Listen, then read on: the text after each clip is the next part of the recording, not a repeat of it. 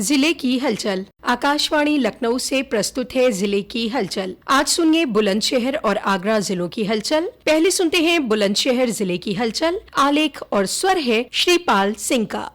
प्रधानमंत्री नरेंद्र मोदी के मन की बात कार्यक्रम को बीते दिनों बुलंदशहर जिले के गुलावटी कस्बे में यहां के लोगों ने सुना। इस दौरान क्षेत्र के जनप्रतिनिधि मौजूद रहे और कार्यक्रम को सुनकर लोगों ने कहा कि प्रधानमंत्री जी की बताई गई हर बात प्रेरणादायक होती है। उन्होंने कहा कि पीएम मोदी ने ग्लोबल एआई समिट समेत किसान की तकनीक और लोकल फॉर वोकल जैसे विषयों के बारे में जानकारी दी, वह बेहद ही उपयोगी है। परीक्षा दे रहे छात्रों को भी मन की बात कार्यक्रम में महत्वपूर्ण जानकारी दी गई। राज्य विधिक सेवा प्राधिकरण नई दिल्ली एवं यूपी राज्य विधिक सेवा प्राधिकरण लखनऊ के आदेश के अनुपालन में बुलंदशहर में बीते दिनों वृद्ध विधिक सहायता एवं सेवा शिविर का आयोजन किया गया। इस मेगा शिविर का आयोजन जनपद न्यायाधीश संजय सिंह के द्वारा किया गया। शिविर में प्रतिभागियों की सहायता के लिए समस्त लीगल एड डिफेंस काउंसिल एवं पैरा विधिक स्वयं सेवक एवं समस्त डीएलएसए स्टाफ उपस्थित रहे, जिनके द्वारा मेगा सहायता एवं शिविर में प्रतिभागियों की सहायता की और नालसा एवं सालसा के क्रियाकलापों के बारे में बताया गया। शिविर में विभिन्न विभागों द्वारा लघु शिविरों में चिन्हित किए गए लगभग 1150 लाभार्थियों को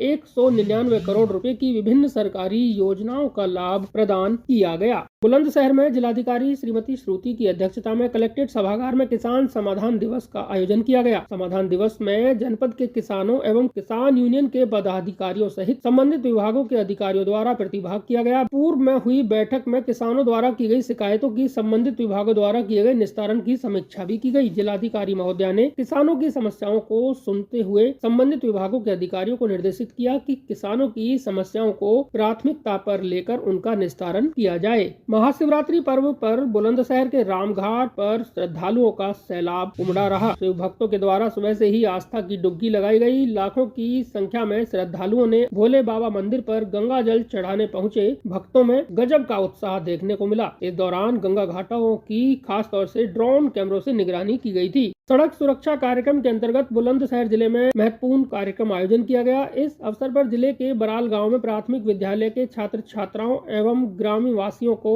सड़क सुरक्षा व यातायात नियमों के बारे में जानकारी देते हुए जागरूक किया गया। इस अवसर पर सहायक संभागीय परिवहन अधिकारी परिवर्तन श्रीमती नीतू शर्मा, गाँव की प्रधान श्रीमती संतोष देवी और स्थानीय प्राथमिक विद्यालय के प्रधानाध्यापक के द्वारा सड़क सुरक्षा जागरूकता कार्यक्रम आयोजित किया गया था। भारतीय जनता पार्टी के किसान मोर्चा के राष्ट्रीय अध्यक्ष और फतेहपुर सीकरी से सांसद राजकुमार चाहर बीते दिनों बुलंदशहर पहुंचे। उन्होंने बुलंदशहर जिले के किसौली गांव में पहुंचकर किसानों के साथ संवाद किया। इस दौरान उन्होंने देश के आम बजट पर भी चर्चा की। बजट में देश के यशस्वी प्रधानमंत्री आदरणीय श्री मोदी जी ने जो एक दूरदृष्टि वाला बजट, देश को मजबूत करने वाला बजट, देश की नींव को मजबूत करके भारत को आगे बढ़ाने वाला बजट और एक विकसित भारत की संकल्प को साकार करने वाला जो बजट दिया है, गांव, गरीब, किसान, महिला, युवा सभी वर्गों के लिए सबका साथ सबका विकास, उसी किसानों से बातचीत हुई है। बड़ी संख्या में किसानों से मिलना हुआ है। केंद्र ने जो योजनाएं बनाई है यूपी में उनका अच्छे से संचालन हो सके, इसके लिए बजट में सर्वाधिक व्यवस्था यूपी के लिए की गई। राज्य महिला आयोग की सदस्य मनीषा अहलावत द्वारा जनपद भ्रमण कार्यक्रम के दौरान बुलंदशहर में पीडब्ल्यूडी गेस्ट हाउस सभागार में महिला कल्याण एवं बाल विकास संबंधी कार्यों एवं योजनाओं की समीक्षा बैठक की। इस अवसर पर उन्होंने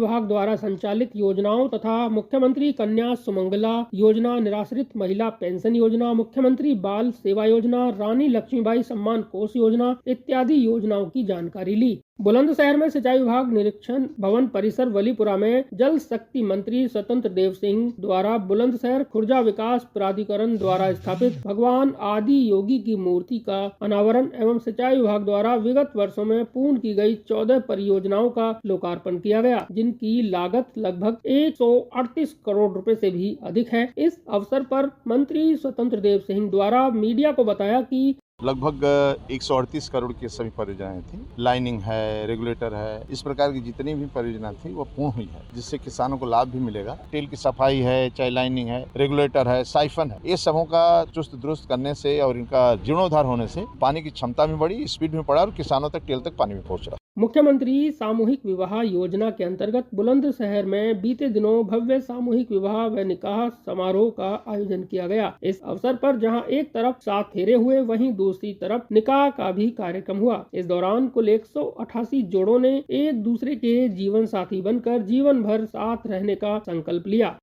बुलंदशहर जिले की हलचल के बाद आइए सुनते हैं आगरा जिले की हलचल। आलेख और स्वर है सज्जन सागर का।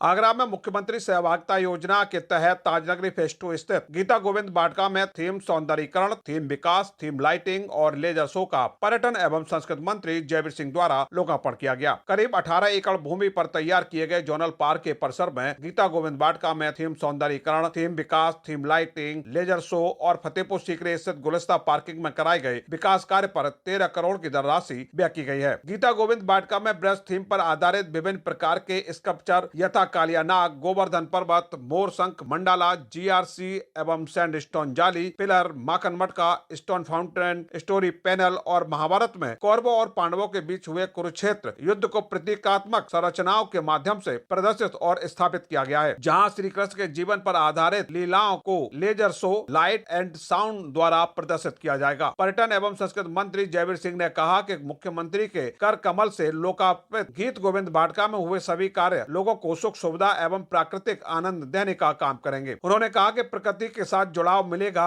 उन्होंने आमजन से अपील करते हुए कहा कि आगरा के लोग इस पार्क में जरूर आएं। आगरा में महाराष्ट्र सरकार और अजय के देवगिरी फाउंडेशन द्वारा छत्रपति शिवाजी महाराज की 396वीं जयंती आगरा किला में हर्ष और उल्लास के साथ मनाई गई। महाराष्ट्र से बड़ी संख्या में आए लोगों ने जयंती उत्सव में भाग लिया। कार्यक्रम का शुभारंभ महाराष्ट्र के मुख्यमंत्री देवेंद्र फडणवीस, केंद्रीय जल शक्ति मंत्री CR पाटिल, राजस्थान के राज्यपाल हरिभाऊ बागड़े, उत्तर प्रदेश के उच्च शिक्षा मंत्री योगेंद्र उपाध्याय, राज्यसभा सांसद नवीन जैन द्वारा दीप प्रज्वलित कर और छत्रपति शिवाजी के चित्र पर पुष्प अर्पित कर किया गया। आगरा में स्वास्थ्य एवं परिवार कल्याण मंत्रालय भारत सरकार के निर्देश पर भारतीय खाद्य सुरक्षा और मानक प्राधिकरण उत्तर प्रदेश गाजियाबाद द्वारा स्ट्रीट फूड विक्रेता प्रशिक्षण एवं जागरूकता कार्यशाला का आयोजन किया गया। कार्यशाला का उद्घाटन केंद्रीय राज्य मंत्री प्रोफेसर SP सिंह बघेल और भाजपा विधायक पुरुषोत्तम खंडेलवाल द्वारा दीप जलाकर किया गया। इस कार्यशाला में शामिल जनपद के 1000 से अधिक स्ट्रीट फूड विक्रेताओं को प्रशिक्षकों द्वारा खान पान की वस्तुओं को साफ सफाई के साथ तैयार करना, इसके साथ ही बिना मिलावट के उच्च गुणवत्ता वाली वस्तुओं को तैयार कर सौम्य व्यवहार के साथ ग्राहक को उपलब्ध कराने का प्रशिक्षण दिया गया। कार्यशाला में प्रशिक्षण प्राप्त करने वाले रेहड़ी पटरी वाले वेंडरों को केंद्रीय राज्य मंत्री प्रोफेसर SP सिंह बघेल द्वारा शपथ दिलाई गई और प्रमाण पत्र देकर सम्मानित भी किया। केंद्रीय राज्य मंत्री प्रोफेसर SP सिंह बघेल ने कहा, भारत सरकार और राज्य सरकार के द्वारा स्ट्रीट फूड विक्रेता प्रशिक्षण एवं जागरूकता कार्यशाला यहाँ चलाई गई है, जिसमें स्ट्रीट फूड वेंडर्स को किस प्रकार से व्यक्तिगत सफाई, नहाना, नाखून काटना, कैप लगाना, दस्ताने पहनना, एप्रिन पहनना, डस्टबिन रखना, ताज़ा भोजन बनाना, पानी अच्छा इस्तेमाल करना, हाथों को धोना, सैनिटाइज करना, किस प्रकार से हाइजीनिक और अनहाइजीनिक का अंतर, ये सब बताया है। इससे इनको भी लाभ होगा और उपभोक्ताओं को भी लाभ होगा।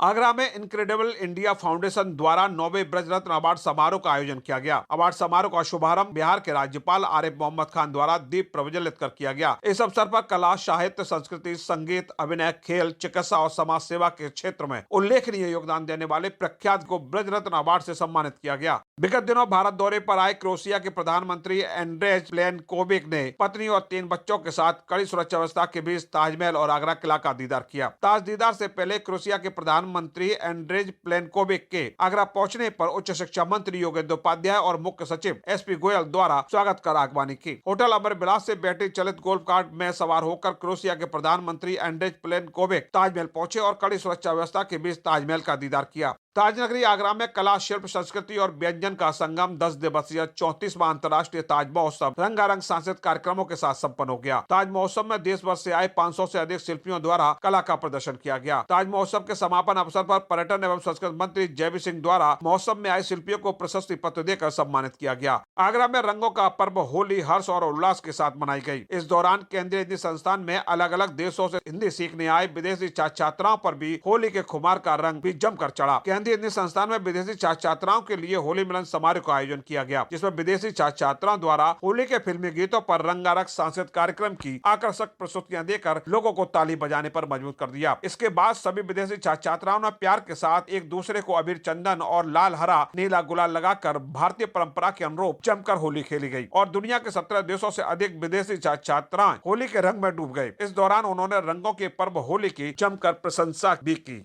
ये था आकाशवाणी लखनऊ के क्षेत्रीय समाचार एकांश द्वारा प्रस्तुत जिले की हलचल का आज का अंक।